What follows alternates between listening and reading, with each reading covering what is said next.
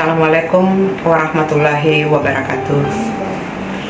Segala puji kita panjatkan kehadirat Allah Subhanahu wa Ta'ala, karena kita masih diberikan kesempatan untuk memberikan kepedulian, keprihatinan, rasa simpati dan empati kita kepada sesama umat Islam, kaum muslimin dan muslimat di seluruh dunia.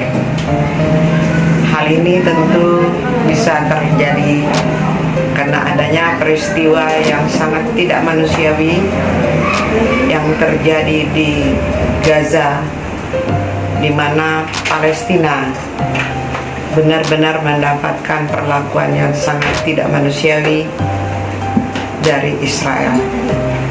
Kita sama-sama mengetahui bahwa antara Israel dan Palestina sudah sejak berpuluh-puluh tahun yang lalu, hampir semua sidang-sidang PBB bahkan antar negara ikut memberikan kontribusi pemikiran terhadap terciptanya perdamaian antara Palestina dan Israel, yang di tengah-tengahnya adalah sebagai pencetus, yaitu adanya Gaza.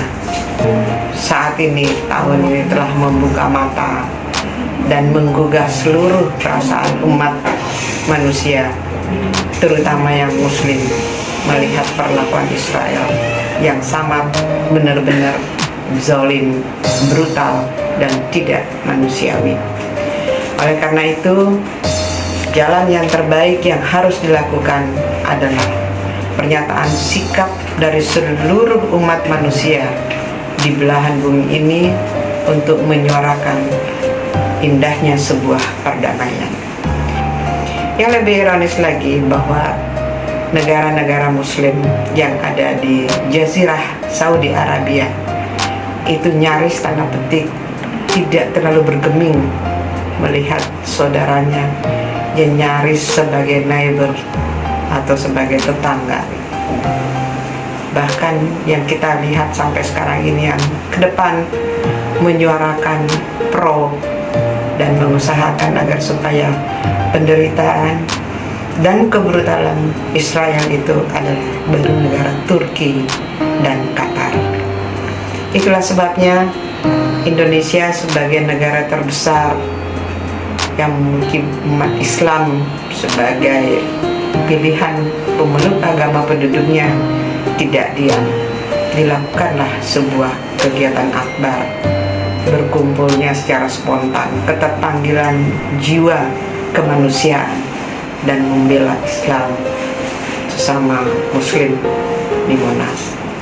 Dicetuskan bahwa seluruh rakyat Indonesia dari Sabang sampai Merauke, apapun agamanya, apapun jenis, harga, status kedudukannya, tidak membedakan, mereka semuanya satu menyuarakan bela Palestina dan kutuk serangan Israel yang sangat tidak manusiawi.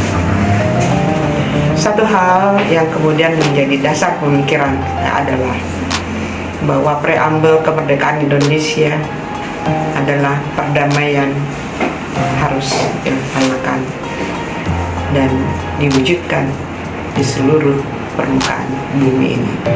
Oleh karena itu, komitmen moral kita menegakkan konstitusi kita yang diamanahkan di dalam pembukaan Undang-Undang Dasar 45 itu harus kemudian kita tunjukkan secara aktif, tidak hanya semacam slogan biasa saja.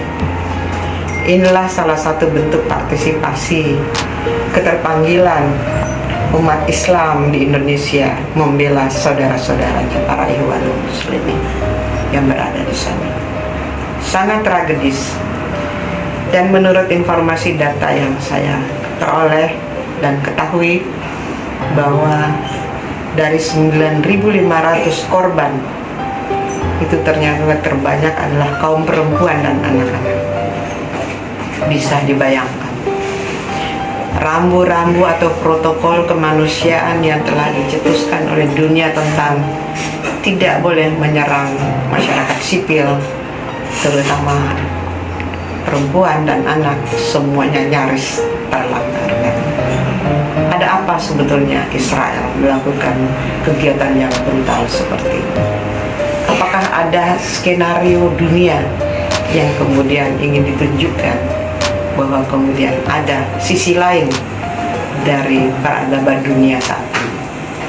Tidak hanya semata-mata ideologis, tidak semata-mata untuk kemudian ekonomi, tetapi mungkin ada HAM atau ada isu-isu lain yang kemudian perlu mendapatkan pengkajian yang mendalam, dianalisis secara akademik, dan tentunya lebih komprehensif.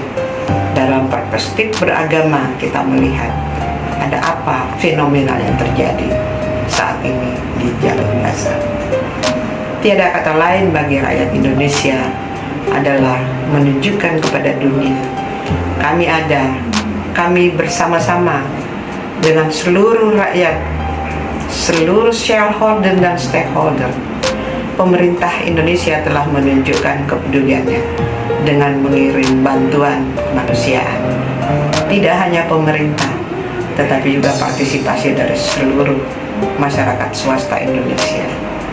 Hal itu juga kita buktikan dengan adanya para relawan yang siap menjadi mujahidin dan syuhada untuk ikut dan terpanggil untuk bersama-sama berada di tengah-tengah rakyat Palestina, wabil khusus yang ada di Gaza.